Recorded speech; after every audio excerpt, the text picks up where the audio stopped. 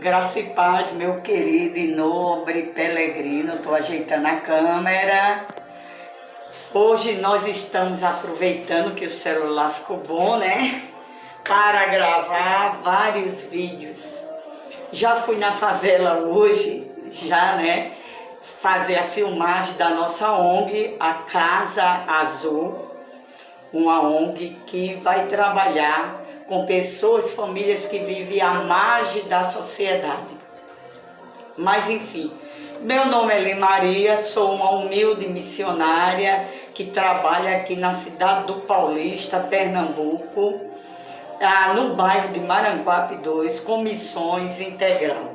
Porque nós vimos que em Tiago 2, a fé sem a obra, ela é morta em si mesma. Não adianta dizer que tem fé e não tem obras, é debalde, mas enfim. Nós estamos no caminho da fé, né? Indo para a Nova Jerusalém Celestial. Estamos na Galeria da Fé, Hebreus 11, né?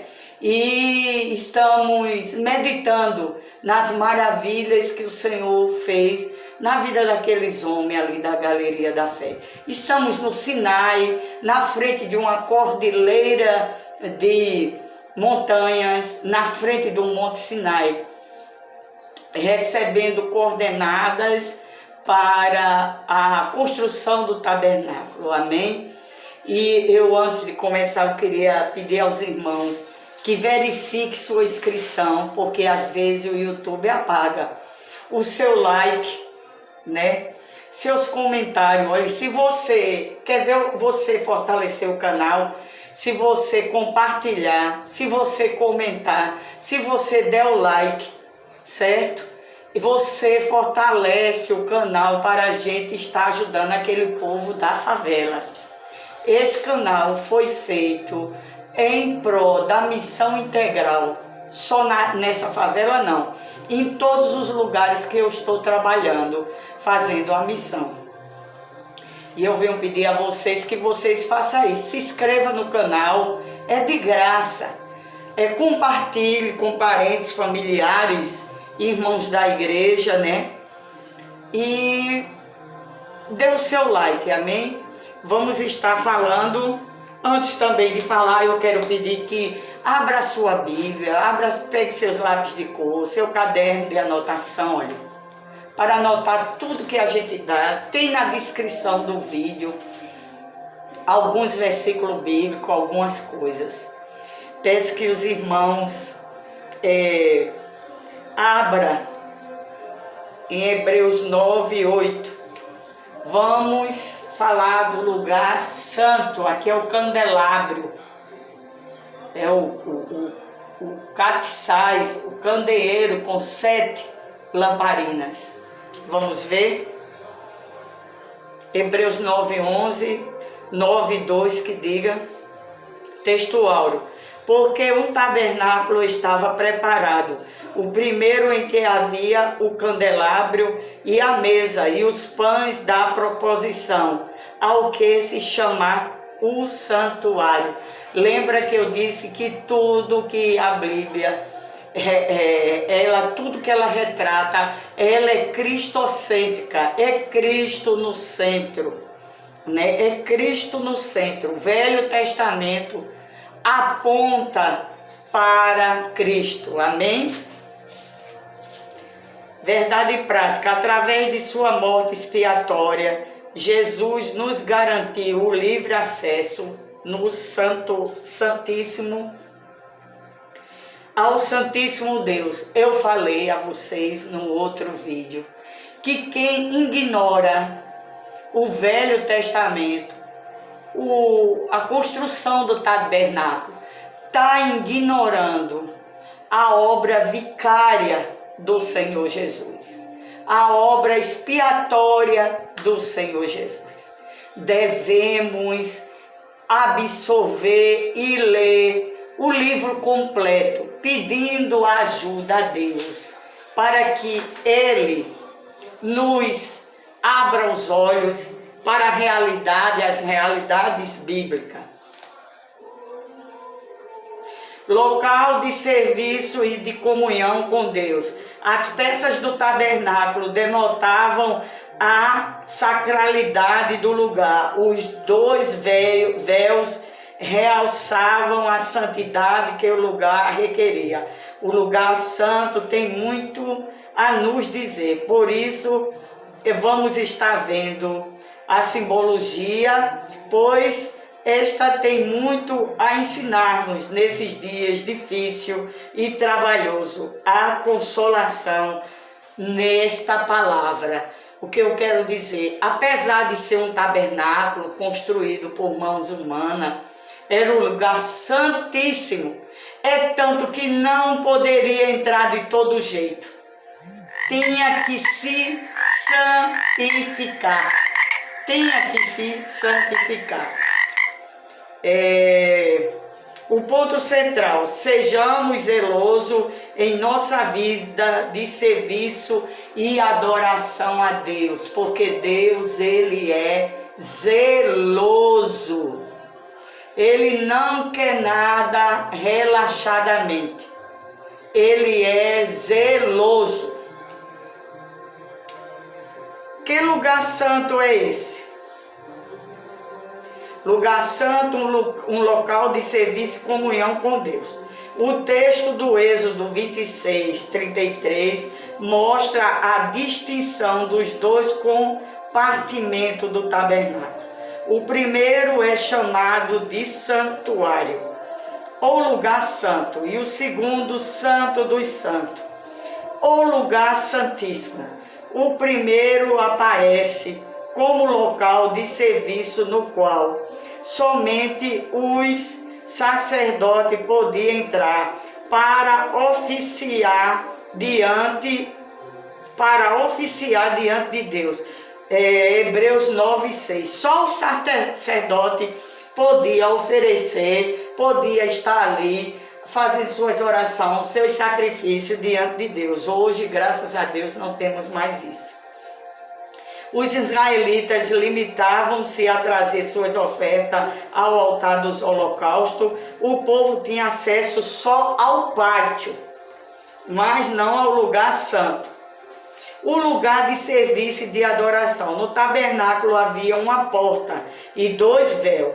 Estes 3 elementos impediam a entrada de pecadores na presença de Deus. O caminho para Deus começa com o derramamento de sangue inocente dos animais. Lembra que a gente entrou, tinha a cerca do tabernáculo, deixa eu ver aqui. A cerca do tabernáculo, certo? Quando entrava, tinha 4 colunas, simbolizando os 4 evangelhos. A porta simbolizando Jesus. Quando entrava, tinha o altar. Aí o pátio. O povo poderia entrar no pátio, só não poderia entrar dentro do tabernáculo. Vamos lá? Aleluia. Mas também era um local de adoração, era um local de serviço, porque ali era ministrado sacrifícios ao Senhor, mas também era um local de adoração e profunda reverência. Tinha o holocausto, tem o sacrifício. No sacrifício, como a gente faz, no jejum, nas entregas das doações, tudo que a gente faz, até esse trabalho de missões integral, é uma forma de adorar também a Deus, mostrando a gratidão que Deus tem feito conosco e a gente expressando o amor ao próximo que Ele tem feito conosco. Amarás o Senhor, ao teu Deus, sobre todas as coisas, e o próximo como a ti mesmo. Nos dias atuais, devemos ter o mesmo espírito quando exercermos ministério na igreja local ou apresentamos o nosso culto ao Pai Celestial em qualquer local. O culto doméstico, o culto no lar, seu culto particular, você fazendo a obra social, você evangelizando, você no hospital. É um culto a Deus. E é com todo temor e com toda reverência. Apresentar o nosso culto. Romanos 12, 1 e 2. Vamos ver o que é que Romanos 12. Abra a sua Bíblia em Romanos 12. Romanos 12, 1, 2. Romanos 12. Temos que estar com a nossa ferramenta, né? Que é a Bíblia Sagrada.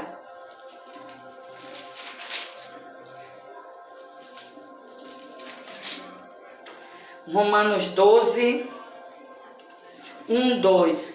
Roguemos, pois, irmão, pela compaixão de Deus, que apresentei os vossos corpos em sacrifício vivo, tá vendo? Em todo local.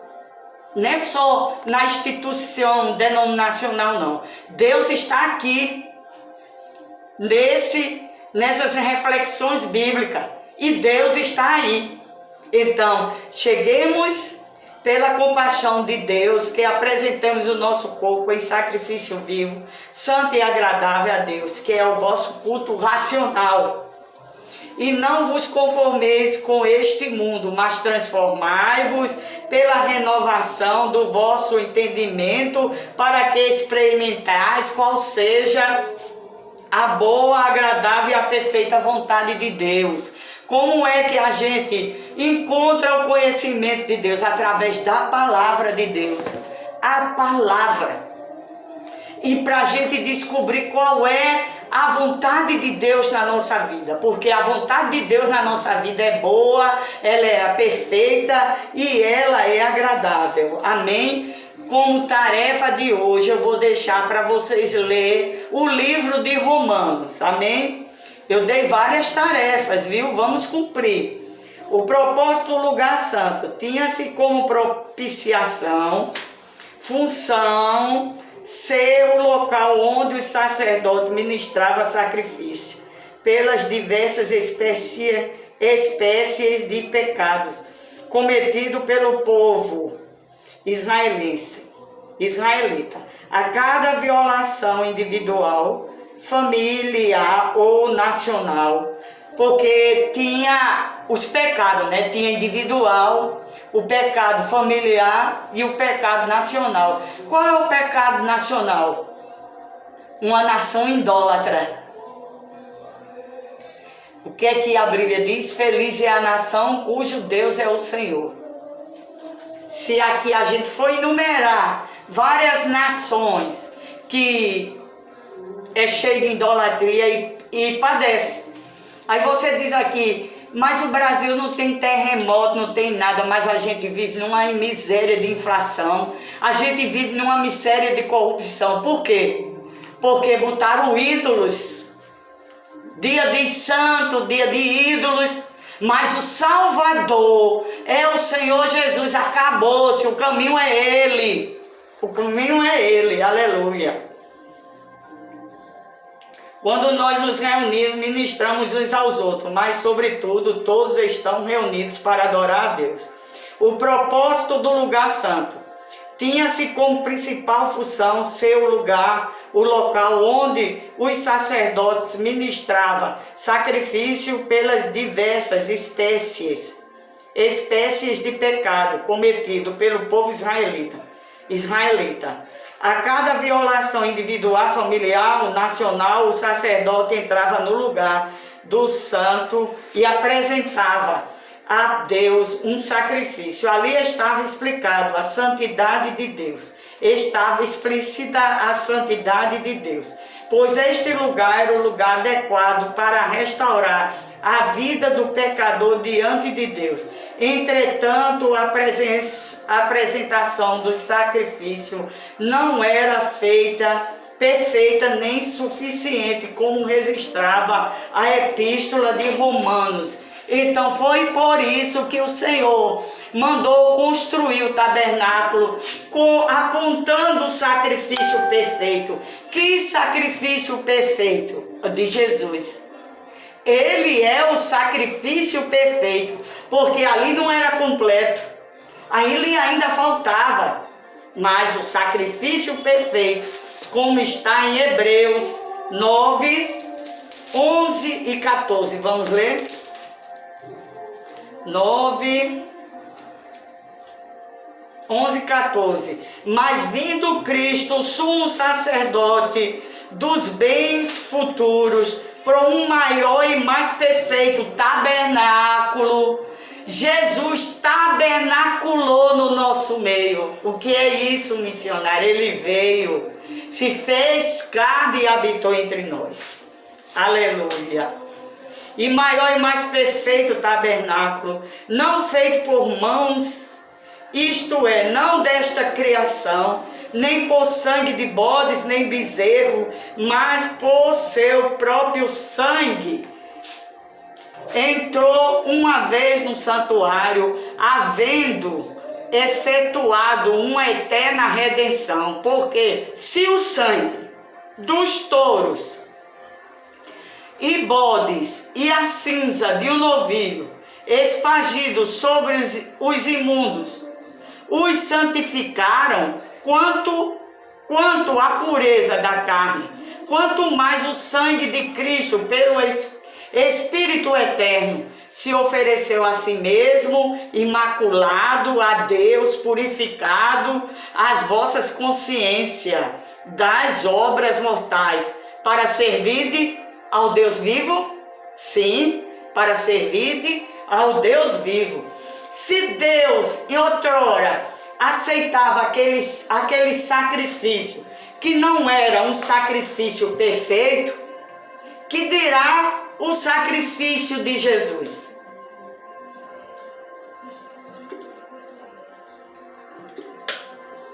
O sacrifício de Jesus perfeito, lógico que ele ia aceitar, e muito bem, obrigado. As três peças que compunham o interior do lugar santo. O lugar santo era o local de serviço e adoração. Tá vendo, meus amados? Tem que ter serviço e tem que ter adoração. Fé e obra andam junto. Os mobiliários do lugar. O local santo era o espaço de preparação dos sacerdotes para a entrada na segunda divisão do tabernáculo, o lugar santíssimo. No lugar santo havia três peças que compunham um ambiente perfeito de oração, intercessão e adoração. No lugar santo tem que ter esses três elementos: oração, intercessão e adoração. Oração é eu falar com Deus.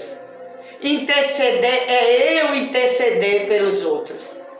E adoração é eu adorar ao meu Senhor. Amém? O castiçais de ouro, candelário No lugar santo havia três peças que compunham um ambiente perfeito de oração, intercessão e adoração. E louvor, e também tinha o louvor. O castiçais de ouro, candeeiro ou candelabro, a mesa para os pães da proposição, o altar de ouro para os incensos. Este ficava no centro do lugar santo e de frente para o véu que dava para o lugar santíssimo. O castiçal de ouro, Êxodo 25, 31, 37. O castiçal era feito de uma só peça de ouro e sustentado por uma coluna central, de onde saía 3 braços de cada lado, formando assim 7 lâmpadas. Estas 7 lâmpadas eram interiormente alimentadas por dutos, nos quais havia uma mecha embebida no azeite, fornecendo dessa forma um combustível que, uma vez aceso, fazia o castiçal iluminar todo o ambiente, ou seja, as 7 lâmpadas produzidas uma só luz. Nos evangelhos do Senhor Jesus, apresentado como a luz do mundo. Quem é a luz do mundo? Jesus. Jesus era a luz do mundo. Ele, por sua voz, disse aos discípulos: vós sois a luz do mundo. Vós sois a luz do mundo.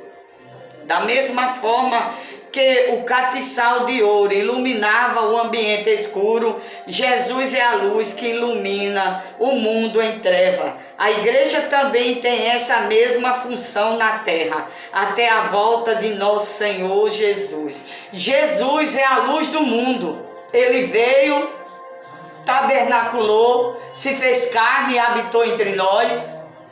Ele era a luz do mundo. Quem é agora a luz do mundo?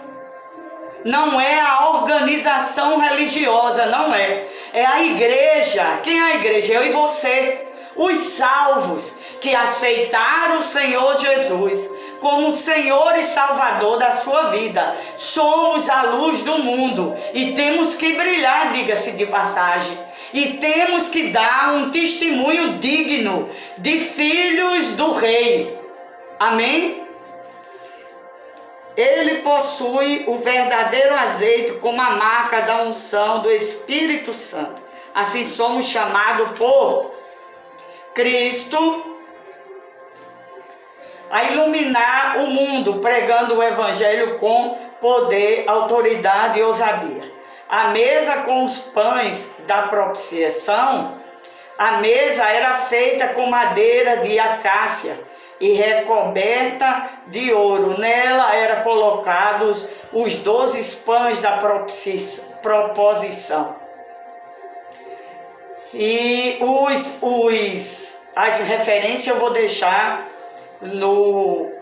na descrição do vídeo, tá? Os pães eram feitos sem fermento. Lembra que o Senhor pediu muito isso? Fermento simboliza as heresias, as abominação do pecado da carne, tudo que não presta. Os pães eram feitos sem fermento. Deviam ser comidos pelos sacerdotes, a fim de que os ministrantes estivessem nutridos para exercer o ofício na presença de Deus. Deus, ele faz tudo com ordem e decência. Deus, ele não faz nada para trazer escândalo para ele. Ninguém vai ministrar a Deus com fome, né? Fazendo jejuns que não lhe compete. É para a gente jejuar, mas a gente tem um limite. Tem um limite de jejum. Faz muitos anos que aqui teve uma irmã que entrou nesse caminho do engano, de fazer jejum, quase morre. Se viu de escândalo para os não crentes, se viu de escândalo. Então é tudo com ordem e decência. O Senhor Jesus é o pão da vida e todos os obreiros devem alimentar-se de Cristo. Aqueles pão sem fermento simbolizava Jesus. Por isso que o pão asmo não tinha fermento, não tinha. E não era para ter o pão da Santa Ceia fermento. Só assim poderão ministrar com graça e autoridade diante da igreja de Deus. Nesse sentido, todos os crentes são um sacerdote. Logo devemos nutrir do pão da vida. Como é que a gente vai nutrir com o pão da vida? Todo dia. Irmã, e a senhora lê Bíblia todo dia? Eu leio, porque se eu não ler eu morro. Entendeu? É isso. Eu leio porque eu preciso, não é porque eu sou melhor do que ninguém, não. Nesse sentido, todos os crentes e um sacerdote. É um sacerdote. Logo, devemos nutrir do pão da vida. Todos os crentes é um sacerdote individual. Devemos nos nutrir do pão da vida todos os dias. Somos os sacerdotes reais feitos por Deus. Está em 1 Pedro 2,9. O altar de incenso. O altar de incenso era também identificado como o altar de ouro, ou o altar do cheiro suave, em virtude do perfume feito à base de plantas aromáticas que, queimadas sobre ele, exalava um agradável perfume. Esse altar também ficava diante do véu, que dava acesso ao lugar santíssimo. A palavra de Deus correlaciona um incenso como uma figura de oração. Esse altar, ele simboliza uma figura de oração. Nosso sumo sacerdote Jesus Cristo intercede por nós. Quem é que intercede por nós junto ao Pai? Jesus, o sumo sacerdote. Ele cumpriu sua tarefa de interceder, de intercessor supremo, quando, através de sua morte, fez-se nosso único mediador entre Deus e o homem. É Jesus que é o único mediador de Deus entre o homem. Não é Maria, a mãe dele, viu? E não é nenhuma outra entidade, só é Jesus. É sim. Hebreus fala 4,14. Vamos ver quem é o único mediador entre Deus e os homens? Visto que temos um grande sumo sacerdote, Jesus, Filho de Deus, que penetrou nos céus, retenhamos firmemente a nossa confissão que Ele é o nosso mediador.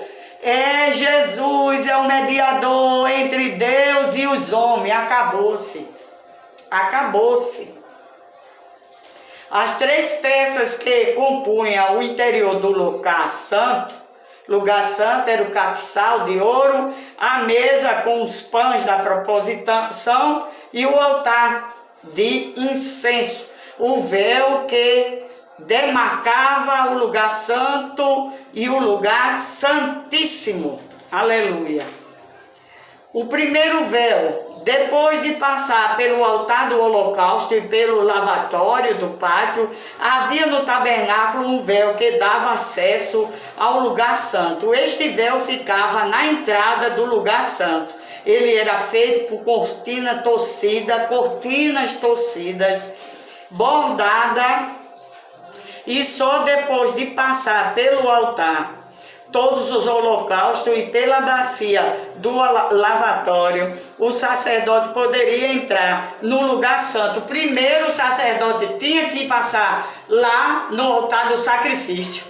Ia para a bacia se lavar, lembra? A bacia que era de cobre com os espelhos das mulheres.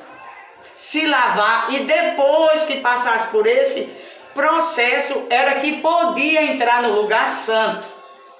Ele era feito com linho torcido, bordado, sim. E só depois de passar pelo altar dos holocaustos, pela bacia do lavatório, o sacerdote poderia entrar no lugar santo.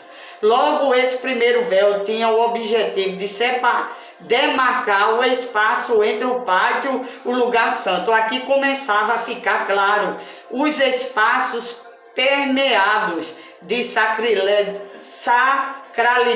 do tabernáculo. Era demarcado onde não podia se entrar. Se entrasse, ia morrer. O primeiro véu deixava patente o propósito sagrado do lugar santo. Então, quem entrasse ali e não passasse pelo sacrifício, ia morrer, porque ali Deus separou como lugar santo. E Deus morava ali? Não, mas Ele separou como o lugar santo. Estava ali a presença de Deus.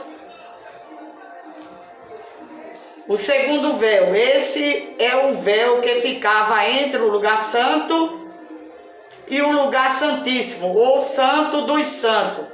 No santuário, somente o sumo sacerdote podia entrar, representando todo o povo de Israel. No lugar santíssimo encontramos apenas a arca da aliança. O segundo véu tem o objetivo de demarcar o espaço entre o lugar santo e o lugar santíssimo. Aqui, a sacralidade expirava uma consciência de intimidade com o Altíssimo. O segundo véu deixava claro que a partir daquele espaço havia um propósito santo e remidor no lugar sagrado. Os dois véus são uma imagem para nós. Antigamente havia uma gradação e divisão do propiciatório sagrado do tabernáculo, mas em Cristo, o nosso sumo sacerdote, por intermédio do seu próprio sangue, o acesso e presença santa de Deus está aberta. Foi que a gente leu em Hebreus 6, 9, 6, 7. Assim a igreja de Cristo tem a liberdade de exercer seu sacerdócio na presença de Deus aonde você estiver. O que é isso? Orar, louvar, adorar. Então, o sacerdote tinha limitação de onde ir. Os pecadores não iam, mas o sacerdote, depois de passar pelo altar do sacrifício, a pia, então ele se achegava. Agora, no Santo dos Santos estava lá a arca com os mandamentos de Deus. O primeiro véu separava o pátio do lugar santo. O segundo véu fazia a separação entre o lugar santo e o santíssimo. Entendeu? Achegamos com ousadia, meus irmãos, e confiança diante de Deus. Através do sangue de Jesus, fomos salvos, justificados, adotados como filhos. Por que adotados? Porque não somos israelitas, somos gentios. Como filho de Deus e santificados. As cortinas que nos separavam do Pai Celestial foram removidas pelo Cordeiro através da sua morte no Calvário. Portanto, não deixe de usufruir desta gloriosa bênção de Deus. Usufrua, o que é isso? Ore, adore. Agora a gente não precisa mais de mediador, de sacerdote para ir no nosso lugar, não. Nós temos livre acesso, liberdade. Não seja tímido, Deus não vai ouvir minhas orações. Quem disse isso? Deus vai ouvir sim suas orações, porque Ele é um Deus de todo poder. De todo poder. Ele vai ouvir sim suas orações. Você tem liberdade de escolha. Você não aceitou Jesus como Senhor e Salvador? Você não acreditou que Ele morreu lá na cruz para lhe salvar, lhe redimir de todos os pecados? Então pronto, você tem o livre acesso. Amém? Vamos orar a Deus agradecendo por esta vitória gloriosa. Amém? Senhor, meu Deus e meu Pai, muito obrigado por esta palavra que Tu nos deste. Nos ajuda, meu Pai, a valorizar esta palavra, a valorizar o Teu sacrifício na cruz do Calvário por nós. Muito obrigado, ainda que nós não merecíamos. Obrigado, obrigado, obrigado, Senhor. Obrigado, Jesus, por nos dar livre acesso ao Pai para estar conversando com Ele agora em Teu nome, como nós estamos. Ó Pai, Paizinho, ó querido, Abba, Pai, eu abençoo todos os ouvintes, todos os inscritos, todos que estão neste canal. Abre os nossos olhos espiritual para ver a Tua vontade da nossa vida, em nome de Jesus, amém. Amém, meus queridos peregrinos. Um beijo no coração, estou muito feliz.